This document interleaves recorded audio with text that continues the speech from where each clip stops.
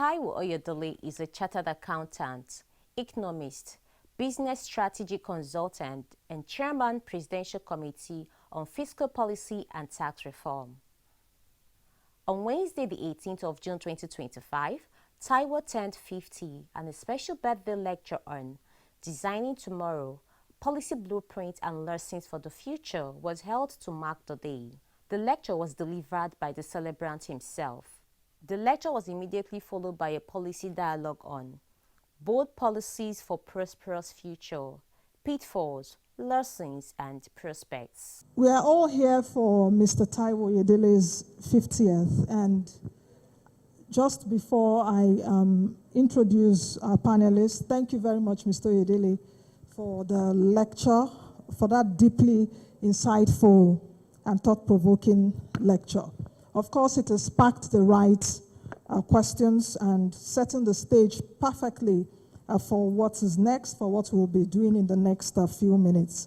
Listening to your lecture earlier, the lecture, of course, reminded us that, in fact, as I was seated there, it reminded me that tax and fiscal reforms are not just technical adjustments, they are levers of transformation. You mentioned that boldness is not the absence of fear. Policy must not be the most popular. So now that the stage is set, we're shifting gears into this high-level conversation themed bold policies for prosperous future, pitfalls, lessons, and prospects. And I'm delighted to drive this panel session. This session is about the bold moves. It's about the strategic pivots, clinical execution, most importantly, and leadership to push reforms beyond paperwork into real and measurable progress. Our first distinguished panelist is at the heart of Nigeria's trade and investment reform efforts. She brings a policy lens into productivity and competitiveness. Please welcome Dr. Jumoke Oduwole, MFR, our Minister of Industry, Trade and Investment. Our next panelist, she's responsible for connecting the dots, driving deadlines, and making policy happen. Please welcome our next panelist to help us unpack what boldness in implementation really demands. Ms. Hadiza Bala Usman, Special Advisor to the President on Policy and Coordination. Our next panelist will be offering external insights on internal economic realities. I must prepare your minds that he will bring tough love to this panel, but trusted data, context, and clarity also to this panel. Please help me welcome Dr. Christian Ebeke, IMF resident representative in Nigeria. Our final panelist for today is bridging government, business, and civil society, I must say. Private sector, I call him a private sector policy whisperer. He's helping push policy beyond conversation. Please welcome Dr. Tayo Adeloju, CEO, Nigeria Economic Summit Group, NESG. All right, I think we'll delve right in, and my first question will be to all of you, and I'll start with the Minister of Industry, Trade and Investment, and I would appreciate that we do this very quickly, so 2 minutes answers. What is one bold move, policy bold move of this administration? What was done well, and what could have been done better? So, Minister, over to you. One bold move, I think charity begins at home. But first of all, I know you said 2 seconds, but happy birthday, Taiwo. I couldn't make it here in time for the goodwill message, so please let me just say to everyone publicly, Taiwo has been a leading supporter since my days at the Presidential Enabling Business Environment Council. From his PwC days, we actually started with a big fight of his rating Nigeria negatively on tax reforms. But he didn't stop there with just negative commentary. He became an avid supporter to fix those reforms. And over the years, we've worked very closely together for about a decade. So I just wanted to publicly commend and recommend and recognize that effort. And we know that the best is yet to come. So thank you, Taiwo. Now, what has the administration done well? Well, I would start with being responsive and not reactive. and I'll go straight to trade policy. Taking a deliberate position on accelerating and diversifying the economy through non-oil exports, and specifically leveraging the African Continental Free Trade Area. That policy or that agreement, making it the mainstay of our trade policy, has seen a 24% increase in non-oil exports year on year for Nigeria, and has shown incredible potential for our non-oil exporters, in particular across the continent. So that is going well. What has the administration not done well, or what can we do better? Let me stay with the same theme. Coordination of the AFCFTA ecosystem, a lot had been happening. And so in terms of coming together with a synergy, that could have been done better. And immediately we started doing that better. I'm glad the CG of Customs is here, many other stakeholders. People were doing important work in a bit of silos, and so we have the Central Coordination Committee for AFCFTA implementation. I'll just stay with that one example. I would also start with happy birthday, Taiwo. We're very proud of you. I'm part of a cohort with Taiwo, Nigerian Leaders Initiative, from 2006, I think, and I'm so proud to see the journey, and I'm so proud of the work you've done. Happy birthday. Regarding the question on the policy that I think the government has done well, is the Nigeria First policy. That is a long time incoming policy, which recognizes that Nigeria needs to own and spend things for itself. Nigeria needs to prioritize what it produces, and in that way we can expand our manufacturing sector, we can expand and self-promote ourselves. One of the things that I felt was not done in the right way regarding the policy speaks to the fact that there had been existing trust in that regard. There have been historically executive orders that spoke to prioritizing the procurement of Nigerian products. There have been several types of First Nigeria initiatives that have been announced, that have started. So we need to look at what went wrong, how were we unable to have that Nigeria First being implemented in the last few years, that initiative has been done. So I think looking back and ensuring that anytime you're proposing a policy, you need to walk back to see what has been done before, what went wrong, how do we fill the gaps to ensure that this initiative and this policy is actually done properly and is actually achieved, recognizing the whole of government approach, looking at where the gaps exist, looking at where the owners are, who dropped the ball in the 2017 executive order that spoke to prioritizing made in Nigeria products. Where in the Public Procurement Act did we, review of the Public Procurement Act, did we recognize government spending to prioritize made in Nigeria products? So all of this did exist, but where did we drop the gap? So doing a Nigeria First policy now without walking back to look at those gaps, to me, is what may have challenged the implementation or the perceived announcement of that policy. What could we have done better? What would have done better is to come up with looking at what didn't work when the policy was announced. We had an executive order on this, the first time it's been done.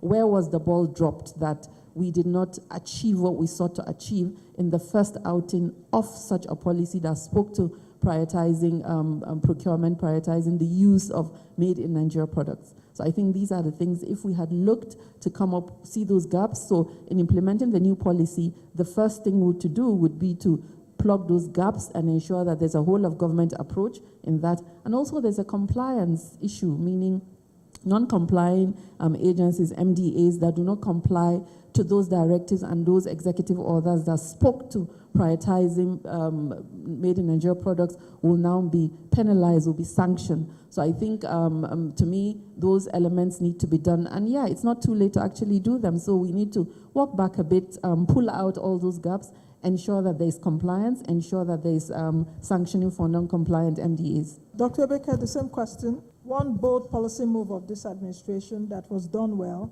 and what could have been done better? All right, thanks again, Taiwo, for the invitation. I think you could have invited many other people, but you choose to invite the IMF, including myself, so thanks again and happy birthday. It's difficult to just take one bold policy that the administration has done. I think it will not do justice to what they have really done. I think what they have proposed to Nigerians is a package of policies, and this is exactly what they have done well. It's not just on fiscal policy or the tax reform led by Taiwo You have what the central bank has done. You have different other ministries that are doing a lot. But in general, if I have to just take one main thing, it will be the fact that we are moving away from a social contract whereby the country was not taxing much and the population was not asking for much. So, and the country was really fueled with subsidies everywhere, exchange rate subsidies and fuel subsidies, etc. Now, what they are trying to do, our understanding at the IMF of what they're trying to do, is really to have a new social contract that Taiwo was talking about. There will be an increase in taxation, better taxation, but then what we see at the IMF is taxation to spend more. And this is where they're going. When you hear what the administration is saying, they're talking about, we want to raise revenue to spend even better. And we are supporting this, and I think this is what they're doing very well, and we hope to see it even further. Now, the question of, could have they done things better? Yes, of course. And something that is still not working well, and we have to be frank about it, is that the macro stabilization is happening right now. Inflation is decelerating, the budget deficit is coming down, FX reserves are up, the Naira is more stable, etc. But those gains are yet to benefit the average Nigerians. This, I mean, if somebody tells you otherwise, they're not telling you the truth. There is immense hardship. The population is really, really struggling. We have data on poverty, on food insecurity. So I believe that the next step, or probably the urgency for the administration, will be to really fast track and accelerate whatever mechanism that they have. Now that they're creating the space for more fiscal activism, it will be very important to ensure very quickly that the gains that we are seeing at the macro level are translated into micro gains so that the average Nigerian can now understand what this policy package was all about. Thank you very much, Dr. Beke. I told us earlier that he's going to bring tough love to the panel, and he's doing that already, telling us some of the things that we need to do better. All right, over to you, Dr. Aduloju. Same question. So first, Taiwo, Mr. Chairman, like I call him, happy birthday. I'm wearing the gold tie I promised you. Welcome to the golden years. And thank you for being a fantastic representative of the NESG community. People do not know, but Taiwo was our first fiscal policy commissioner at the NESG, or Fiscal Policy Roundtable. That process birthed the most statistically significant study on citizen perception on taxation in Nigeria, which gave us for the first time a very deep set of lenses that allowed for some of the work that we could front load when the reforms started in terms of understanding what to do that the citizens wanted. He also served as chairman of the Debt Management Roundtable for the whole of West Africa. Thank you again for representing Nigeria well. And so as national practice leader for fiscal policy at the NESG, you can imagine that when the president gave this assignment, we just said to ourselves, all of us must jump in, and we are honored and inspired by the leadership you've brought to this very complex reform. Happy birthday, my brother. This is a very bold government. So when you discuss one bold reform, you can point to several bold reforms. Subsidy removal was historically unprecedentedly bold. Removal of historic FX, multiple FX rates with foregone premiums up to 65, 70% was historically bold. So I think the president is a very bold reformer. And I think we need to celebrate that in Mr. President. You can give him a hand if you want, but I think you should. And I think that that's the first thing we noted about Mr. President, his boldness on the issues of balancing the current account And that has, like Kristen pointed, many things in it. The second thing was that Mr. President was bold in giving the Presidential Committee on Fiscal and Tax Reform this very strange assignment without boundaries. When I saw the terms of reference, I think I went over to Taiwo's office. He was still in PwC. I said, "Are you sure the president wants to do this? Are you very, very sure that he wants us to go all the way?" And he gave me some assurances. I said, "Well, I said we will see." Because the terms of reference looked almost impossible to execute. So what has gone well? Mr. President has deployed to the fiscal and tax reform an immense amount of political capital.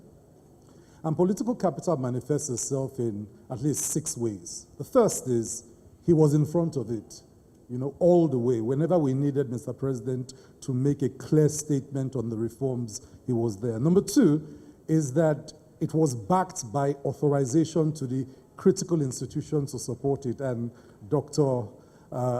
Zach, thank you so much, Mr. Chairman, for just, he was in the room huddling, especially when the political dynamics started to shift in interesting ways. And in fact, when it looked as if the political headwinds would not be in favor of the policy, Mr. President was in front of his reform also. I think that's important to note. But the third thing about reforms is that you have to authorize a group to do serious work and get out of their way. I think Mr. Oyedele mentioned this, that one of the things the president did not do was to send us any, yellow notes on his interest. We worked for a year and a half plus with zero interference from Mr. President. And I think that's important. So let's give him a hand, because political authorization is one thing to say, do it, something else to authorize it to happen. The fourth was an immense amount of allocation of resources. We had all the institutions, CG, thank you so much. CG's most senior people were in the room, Fiscal Responsibility Commission. I think this is one reform where the chief executives were on board, they were in the room, they were on their beats, and therefore it naturally had the last component maybe to note in terms of what worked well: immense institutional coordination. Now, coordination did not mean we agreed. One of the lessons of this reform is coordination does not mean agreement. Coordination means that we accept we must get the outcomes we want, but there might be disagreements. One of the things I learned from these reforms, and I think it's an important improvement going forward, is that overlaps are not opportunities for conflict. In reform, overlaps are opportunities for collaboration, for partnership, for understanding ourselves better, and for finding a way that works for all of us. And those, I think, are important lessons going forward. In terms of what has not worked well in terms of the bold reform, it will be coordination, coordination, coordination, coordination. And I think there are many lessons from this reform that we can apply to other reforms across Nigeria. Thank you. Over to you, Dr. Becker. Looking into the next 5 to 10 years, I want to talk about, innovation. Where do you see the biggest opportunity in our country in terms of transformative policy for the next 10 to 5 years? And if you had to design, one policy blueprint for the future, what would be your first principle? In response, Dr. Beke of the IMF gave a sneak preview of IMF's assessment of the Nigerian economic development outlook for the next 5 years, which was due for release on Monday, June 23rd. All right. It's a great question. And it also helps me to kind of, preview a little bit what we will disclose on Monday. And, it's because of Taiwo, I can go, off the record and basically share a little bit what will be the IMF positions about the future of Nigeria for the next 5 to 10 years. And this will be published on Monday, June 23rd here in Nigeria. So the greatest opportunities the country has now is that the runway has been cleared, right? Nigeria is ready for takeoff. That is without any doubt. This country is ready to grow. This country has created the oxygen it needed by really removing the key bottlenecks and by allowing the fiscal to be even more transparent, by allowing monetary policy to refocus on the core principle of ensuring that the Naira and inflation are pretty stable and the market is functioning well. So when you have these preconditions set, what are then the opportunities for the country to grow here? Where is growth going to come from? I think it's very important to first start with what the needs are. The needs is that Nigeria needs to grow durably, okay? So that's the first precondition. Second, the growth has to be very strong. You know, at 3%, 4% is still not strong enough to deal with the type of poverty and food insecurity the country faces. Third, this growth has to be balanced across the country. You know, regional disparities in Nigeria, unfortunately, have risen. It's very important that this growth is inclusive, including geographically. So in the Article 4, what we are calling for is really continuing on the course where we are now. There's an opportunity now with the fiscal reforms that are being done, with monetary policy and FX, and the fact that the Naira is pretty cheap compared to other currency, to really engineer a productive, you know, like a social contract that is productive enough. Let me explain. As I mentioned earlier, Nigeria needs to raise more revenue to spend more. If there is something you have to remember from the IMF position, is to raise revenue and spend on Nigerians, okay? So the flow of funds is really very simple. I think Taiwo explained it very well. There are gaps into health, education, infrastructure, agriculture, etc. So any fiscal effort that is being done has to come back very quickly into spending on those productive sectors. To sustain growth durably, the only thing you need is productivity. And you cannot achieve productivity when you face insecurity, when you face other bottlenecks. So a productive social contract where the Nigerians are placed at the center of the growth strategy, where growth is strong, but also growth trickles down and ensure that people have decent job and living wages. This is the type of, you know, policies you need. You need an environment that will attract FDI. The country has received so far enormous amount of FPI, you know, short-term flows. And thanks to the stability that Nigeria is now enjoying, what we hope to see is now this conversion from FPI to foreign direct investment. This will ensure that the country will have the productive capital it needs in order to power growth. I think the second question was about, design one blueprint. Again, I will challenge you on that. The world now, with everything, all the uncertainty that we face, having one blueprint is a big mistake. What you need to have is agility. You need to be agile, but you need to have a direction. But in that road, you need to have a lot of exit. So you can take corners, you can pause at certain point, but you need agility to make sure that you can recalibrate your policy very, very quickly. Let's say you have, for example, an oil price shock, permanent decline in oil prices.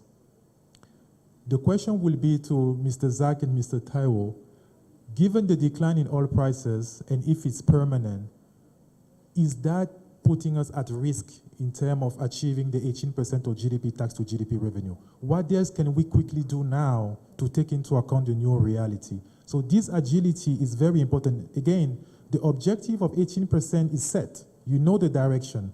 But what are you doing in the meantime to quickly recalibrate the strategy so that you don't lose sight of the objective? So in terms of policy blueprint, it's really agility.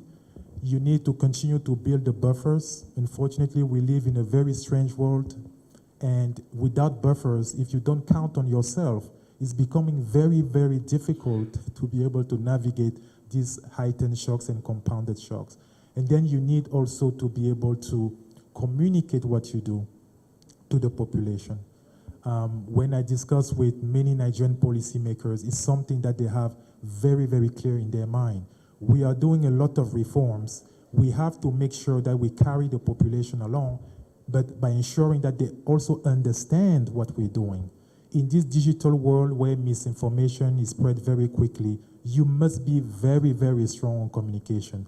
and you need consistency. Even if it's repeating the same message all over again, that is what is going to help you make sure that the population understand where you're going. But, let me stop here. Thank you very much. Fantastic. Looking ahead, what transformative policy, and if you had to design a blueprint, what would that be? Thanks. I think that looking ahead, Nigeria has to pursue the arc of the possible. Now, the arc of the possible is, I think Kristen got this right, it's growth, but it's a certain type of growth, right? It's growth that has, one, solve for security, and there are three types of security to solve for. Energy security is crucial because you need to fire industries to produce at costs that are competitive for the African Continental Free Trade Area and for our export orientation advantage. You have food security. We need to solve for that because, of course, that allows us to bring down the cost of food. The second, non-monetary driver of inflation. And, of course, the third is national security itself because, of course, value chains and market systems are impacted by the shocks from security threats. So we need to invest in a scale of security operation response that matches the threats we face in different parts of the country. So that's key.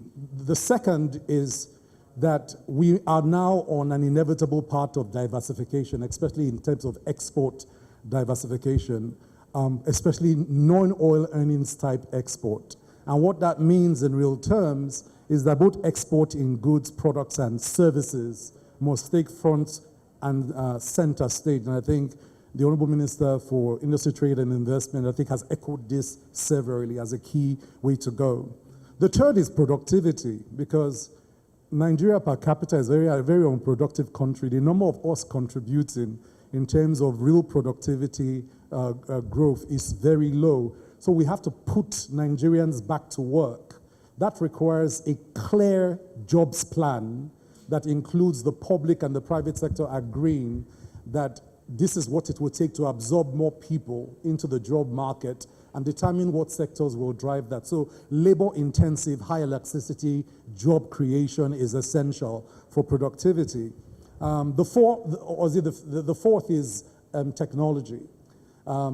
Because of the global competitiveness, it's impossible to discuss Nigeria's competitiveness without digital transformation competitiveness.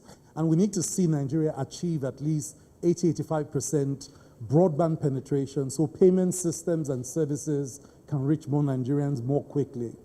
The last is growth that has the human capital indices driving it. So it's important to now put poverty reduction as a clear target for all sectors, job creation as a clear target for all sectors, improving average income and household consumption as a clear target. And some of the initiatives of government already doing so, so for the conditional cash transfers, improve consumption for the poorest households. But at scale, you can't use social investments to solve scale problems, right? You must put more Nigerians to work more quickly. And that's only going to happen if investments, at Kristen's point, goes to productive sectors, they expand, and those expanded sectors now create more jobs for Nigerians. Now, government cannot do this alone. So one blueprint, one principle for a blueprint going forward is deeper conversations between public and private sector about which sectors must grow and how can we work together to make them grow. So for example, there's a big initiatives in government on food security, but I'm challenging private sector entities that how many of you can cultivate 1 million hectares of something, right? And if 10 of you can at scale do 10 million hectares of anything, that changes the dynamics on food productivity, for example. So we need to ask the private sector and the public sector to come along and look at the sectors for future growth and what we can do together to get going in those regards. That is what will be transformative. So for example, when the Minister of Digital Economy noted that tariffs were going to shift up by 50%, the response of the private sector is, okay, we can do on our balance sheet scaling infrastructure by $3 billion in 2025, $4 billion. Those are the kind of conversations we must have across sectors where we are actively talking about the elements and the imperatives for growth. I think if you have that, so diversification, export orientation, deep productivity in services, manufacturing, technology upgrade, and a real focus on human capital. And by the way, because we leave too many people behind, human capital means we must put more young people to work. Our demographic transition means that Nigeria will be younger for longer. 65% of Nigerians are under the age of 35 today. By 2050, 70% of Nigerians will be under the age of 35. So we are not going to grow old as a country. So if you're thinking of the next few years, what that means is that our minds must shift to scale and speed.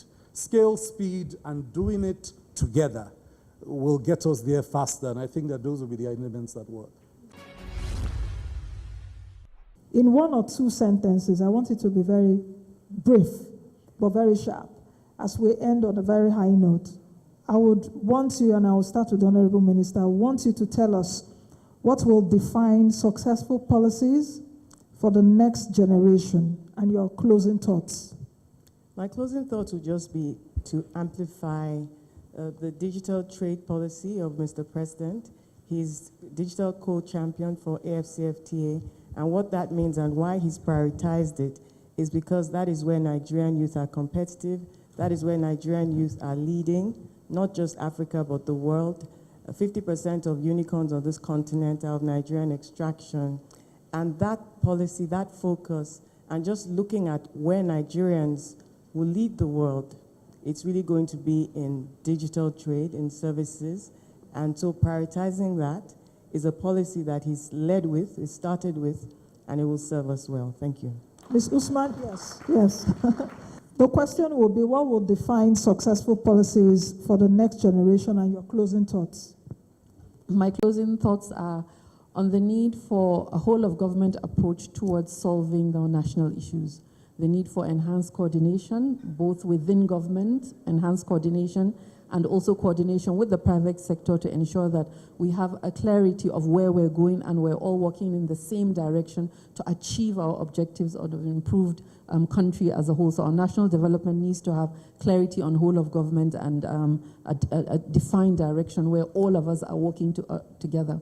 And I believe one of the important policy outcomes for the country is, as Jumoke has mentioned, the need for us to recognize our demography and target initiatives that specifically enhance their livelihood.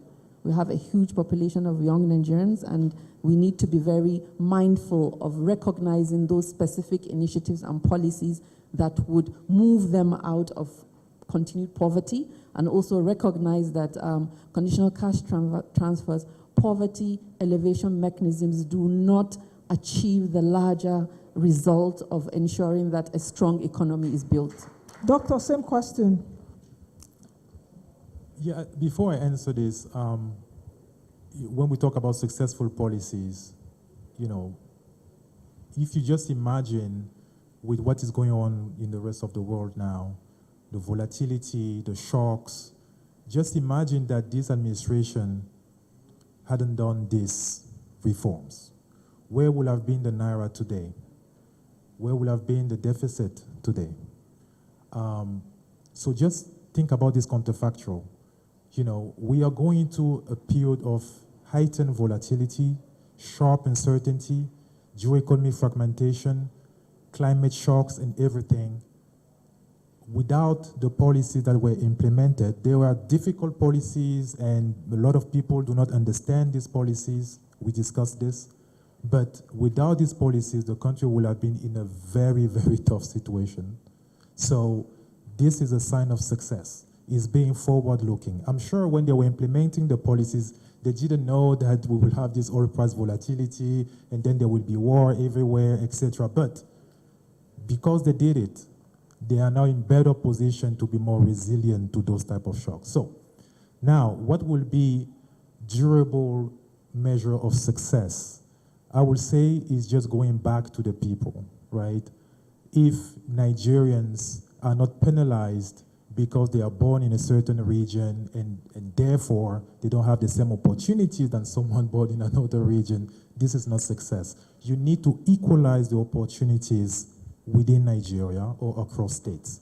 so that everyone who wants to work more, who wants to set up a business, can have these opportunities. You also need to make sure that basic needs, fundamental needs like food security are really addressed. And that's why I like the blueprint that my brother Taiwo said, agricultural productivity is a must. And, further measures, the administration has done a lot on, dry season farming and things like that is very important to continue. So success will be when Nigerians, on average, because not everyone will be happy, there is no country where everyone is happy, but on average, people feel like whatever they want to do, they have the opportunities to do that, and they don't have to go abroad and shine there while they can actually shine in Nigeria. The world has seen Nigeria as a very, very powerful country where reforms can be implemented. This is being recognized. I am at the IMF. I can tell you there are many, many other policymakers in many countries who do not just have the courage of doing what Nigeria is doing.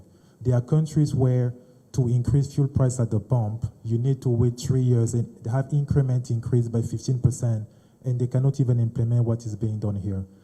But as I mentioned early on, if these gains do not materialize directly into people's life, it's going to be very difficult for people to understand what the merits of this reform were and if they need to continue to support it. So very important to quickly transform the macro gains into micro gains. Doctor, same question to you. So, in conclusion, I think it's important to remember that policy is a human calculation. And because it's a human calculation, you must always answer a set of questions, especially with economics. What is the macro impact of my reforms? And this is important because when the government says it won on macro, it did, right? And we should celebrate it. However, you also have the meso impact. How is the impact of reforms on the structure of industry and its dynamics, right? Because that now determines whether externally those industries are attractive to FDI and investments. Then you have the micro reforms at the level of firm level performance in terms of can our firms because Minister Jumoke is going to go out and take Nigerian businesses to compete in the African market. Can our firms compete?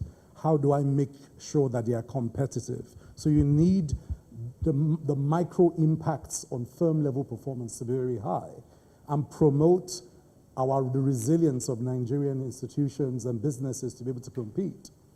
Then there are nano effects. Can households cope? What is the gap between where they are and the coping effect, and how do we close that gap? And of course, there are also wallet level effects. When the average Nigerian shows up in the market, to what degree is he able to survive? Now, all these impacts don't happen at once. In any true macroeconomic transformation story, the macro comes first. And that's why it's important that Nigerians celebrate the macro. The nano comes last, usually, which is where the pain point is. How do we coordinate to shorten the journey between the macro impact and the nano effect on a man's wallet, whilst cushioning the effect in the transition period, is the number one question that we must answer. And so there are two ways. One, we simultaneously scale job creation and productivity whilst expanding social investments and ensuring that social investments and social protection truly reaches Nigerians and we can demonstrate it, including what the states are doing. Because sometimes the federal is doing stuff and being visible about it, but sometimes the state does not come along to show visibility on their own social protection transformation activities. So again, it's a human calculation that must have macro impact, meso impact, micro impact, and nano impact. And it's only when all these impacts align that the man on the street really starts to clap, but it takes time. So let's tell a story where we don't, demarket ourselves from saying it didn't happen, it did.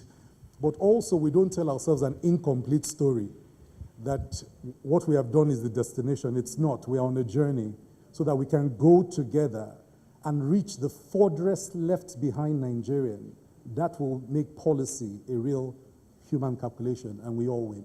Thank you. Bold policies for a prosperous Nigeria. It is hoped that the implementation of the 4 new tax acts, which become effective on January 1, 2026, will usher in a prosperous Nigeria. This policy dialogue was held to mark the 50th birthday of Mr. Taiwo Oyedele, Chairman Presidential Committee on Fiscal Policy and Tax Reform. And expectedly, the day's proceedings did not end until those who should know poured encomium on Mr. Oyedele. When we were about to start this journey, he said he would never work for government, that is not a government staff, he's a professional. But thank God, then my boss used to be the head of our shadow economic team for incoming government. That is 1 year before we even have the ticket. I'm talking of Honorable Minister of Finance. So we used to meet in his house to coordinate us that the next 1 year when we have ticket, what are we going to do? And from that day after meeting Honorable Minister at home, we have some of us, I will leave and go to Landmark to go and see the partner. That's what if you are doing this thing, trying to sound him out. But thank God, when Mr. President appointed him, without even considering the future and the past, he sacrificed all he has and said that the best thing to do this job is to resign. I said, that he does not want conflict of interest, and this is what we all dreamt of, and there is no bigger sacrifice. And I know not only Nigerian, Mr. President really appreciates your sacrifice. And you can see from what you've seen that is one of the reasons he gave you all the free hand with your member to make sure you've done the best. So congratulations, happy birthday. And as you've said, that the work has just started. Thank God for the leadership of Honorable Minister and Coordinating Minister of Economy, for the kind of guidance he has been given. And if you listen to Mr. President's speech on the day of inauguration, he said this is not a committee that will do. You propose and you implement. And that is what I'm saying, that congratulations for the first half that has been done. And I'm welcoming you to the real work. And I know the one you've just handed now was timed. I'm not sure the other one will be timed. God Almighty will strengthen you. And when we are doing your 60, by God's grace, it will be the real gain that we'll have. So on this note, on behalf of Federal Land Revenue Service, we congratulate you. Happy birthday. The man who carries the message is as important as the message. Taiwo is a good messenger. He has a mien about him. He has a way of carrying difficult things and making it appear so simple. That's why I said he confused some people. Because when you look at his face, you will mistake him to be a jambite. Until he begins to bring out what is in him, then you know that he's a man who has gone through school. Secondly, unknown to us, a new dispensation is coming. When we were growing up, many of us will recall, when you hear about the tax man, I learned it from my parents. When you hear about the tax man and you are still standing, you are doing so at your own risk. So we grew up seeing the man that represents taxation as a wicked, mean man. But now, in a new dispensation, we are seeing a taxman that smiles, a taxman who is humble, a taxman who carries the face of humanity. And that is what Taiwo represents. So I am glad that the Minister of Finance is here. Use this man to implement this new orientation. And I'm glad. This is the man that should be the tax man. But he has been protected because he has collected all his taxes in the Bible. And now he has appointed somebody else to do it on his behalf. here, I want to congratulate you. At 50, you have done so well. We look forward to seeing you at 100. Thank you very much. You've reached a golden age. And it's also a golden moment. Since August 2023, you've been carrying this baby. Job well done. Congratulations. And you know, we heard in the comments earlier that it's not just about being able to put together a good program, a good plan. It is about implementation, as Doctor said. It is about perseverance. And I'm glad that someone who knows the backstory, that the chairman, FIRS, did mention the sacrifice. Public office, particularly at the highest levels, is an honor. It's a privilege, a very rare privilege. And the least that it demands is sacrifice. You have shown that in an extraordinary way, because where you saw that there may be some conflict of interest, where you saw that there may be some murmurings that distract from an already difficult situation, you chose the nation before your own private interests. That is so exemplary, so worthy of emulation. So you've done it, and like as we've heard, the reward for hard work is more hard work. So that's what we are expecting from you. That's what we know we'll get from you. And it is no mean feat what you have done. Clearly, in conjunction with the chairman who backed you all the way, and indeed His Excellency Mr. President, who, as one would expect, knew the value of those 4 tax reform bills, and so kept going through thick and thin, through turbulence and through wind. He just kept going, supporting you, and you, as the as our PR man said so eloquently, you had the grace, the gift of being able to take a complex subject and time after time, tirelessly break it down and simplify it for all types of audiences, the high, the low, the knowledgeable, the less knowledgeable. It's a landmark time for the country.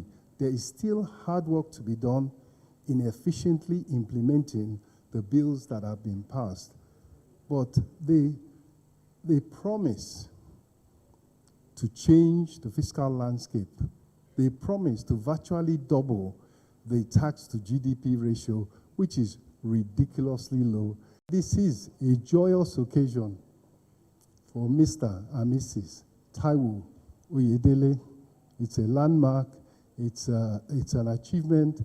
Their lives have been full of success and achievement, and we pray that you have many more years of success, achievement, happiness, and service to your fatherland. Thank you. Once again, we wish Mr. Oyedele a very happy birthday as we look forward for the fulfillment of the promise of a new Nigeria.